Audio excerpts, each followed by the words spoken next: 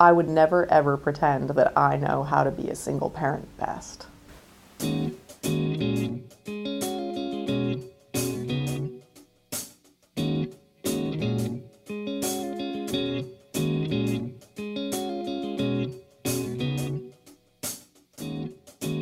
There are approximately 13.6 million single parents in the United States today, and those parents are responsible for raising 21.2 million children. Like every day I'd wake up and say, I can't do this anymore. It's just too much. I used to tell the kids, oh gosh, I wish I could just send you all to your father because I can't do it anymore. And then I feel guilty about it because it's not their fault. And I'm like, oh, I'm sorry, I don't mean that. You know, I just said that because I was so upset because I'm tired from working and, you know, it's just really stressful. And they would never be mad at me, never, ever, ever be mad at me for like saying anything like that. They just come and hug me and say, oh, it's okay, Mommy. You know, you're doing the best that you can. We love you. Being a single parent and becoming one is a very, very long and difficult path. Did you have any fears going into it? Did I have any fears going into it? Yeah, I had some fears going into it, but I knew that I'd be able to do it. You always just have to take and put your best foot forward and take it as it comes. My parents decided to get divorced May of 2012. And that summer, I primarily spent time with my mom and at a friend's house. So my dad felt really, really like left out, and like he felt like I hated him for whatever reason. He thought that I hated him, but like my mom also thought that I hated her because I was spending so much time at a friend's house that I did not want to be around either of them at all because they were bringing their own stuff into my life, and I didn't appreciate it because I was trying to figure out what I wanted to do with my life. And it was really difficult because I felt like they both hated me for hating them, even though I did not hate them. It's really complicated when you tear your life apart and you say, this is your money and this is my money and the house is mine and the dog is yours and I want the kids, you want the kids, I want the kids, I want Christmas, I want Thanksgiving. It becomes very difficult to stay friendly. Being a single parent means you have to do the job of two.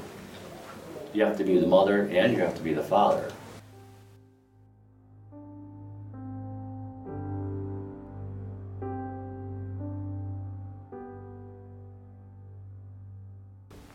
The hardest thing about being a single parent is that you do everything on your own. And so you're pretty much working all the time. The first job I ever had when I had children was McDonald's.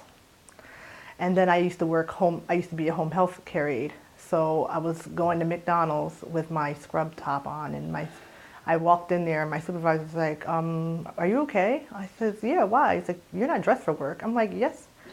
Oh my God. So I had to go home, but then after that I would keep something in the trunk of my car so I would make sure if it happened again, I would be fine. I could just go run and get it, but yeah. Like when you're a single parent, there's no like you time. Like even just to have like a cup of coffee in the morning or something, you have no time for yourself. Like if I don't have Ben, I'm at work or I'm somewhere else. It's very rarely that, like Friday nights he gets picked up around 5:30 and I have from 5:30 until when I go to bed and then have to be up at work for 7 in the morning on Saturday. That's my alone time every week. That's it.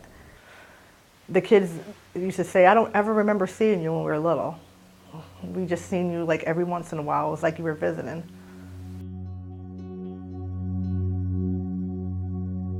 You do see a lot of judgment coming from other people when they find out that you're a single parent.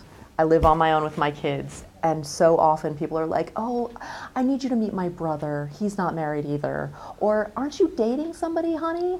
And there's something not okay about a woman deciding to just be by herself or be on her own. And the minute people hear that my ex-husband is remarried and that I'm not, people are like, oh, I'm so sorry. You must be so sad. And I'm not. Like I'm never invited to anything because it's just me. It's not like I have me and my husband. And niece is on the basketball team. So when we have like the banquets and stuff, there's like 2 single parents and I'm one of them. And when I first moved here, I would like, oh, let's go out to dinner. And they'd be like, oh, I have something to do, or, you know, something. And then I would go out to dinner by myself and I see all them like together. So maybe, yeah. So yeah, but it didn't really bother me because I can understand you feel awkward inviting this person and there's like 4 couples and then you got this one person there, you know, everybody's looking at her. So, but yeah, it is hard. And I haven't made many friends, I think, because of it. I think that societal pressure for women to have a partner, or we're seen as lesser or clearly lacking, is deeply, deeply unfair to the strength women actually have to take care of themselves and others. Basically, it's sometimes I just get really exhausted.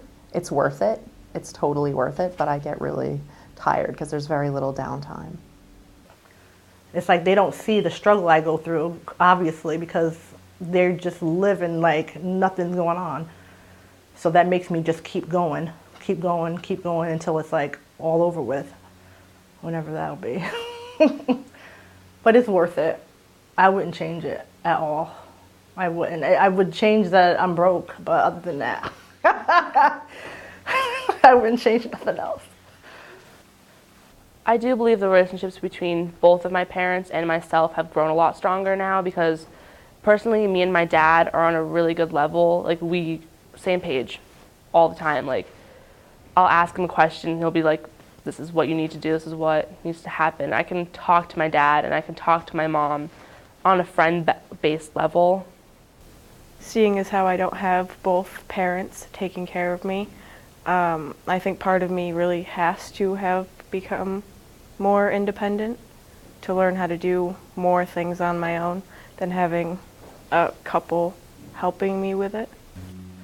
My oldest daughter is pregnant, and in the beginning, she was with the guy that she's pregnant by, so I was excited. Well, no, I wasn't excited at all, actually. I can't lie, I was totally PO'd about it. But at least he was in her life. So now, he's not going to be in her life. And it's not because of him, it's because of her. She decided that if he wasn't going to step up and like provide for her and the kid the way he's supposed to, then she's not going to take on another kid besides the one she's carrying. And at first I was upset, but then I'm like, she gets that strongness from me because she sees that I did it by myself because I won't take any BS from anybody. When it comes to them, you know, they're number one and there's nothing else, nobody can do anything for me that, you know, when it comes to them. So she's like, I'm going to do this by myself. And then I kind of feel guilty about it because she's seen me do it and now she's doing it. So I am very, very, very upset that my daughter is like stepping in my shoes and gonna do it too. It hurts me because I feel like I want to be a really good role model for my kids, and I feel like in that instance I wasn't. If I had still been married and everything, she'd have been like, oh, my mom and dad are still together, I can't do this, I have to make it work. I feel like, you know, she was so quick to just say, nah, I can do this alone. My mother did it, and she says it all the time. You did it, and you had 4. This is one kid. There's no reason why I can't pull this off. So it's half and half. I'm proud of her, but then I'm upset with myself because she had to live it, to feel that she's so strong that she can do it when the outside world says you're not supposed to. You know what I mean?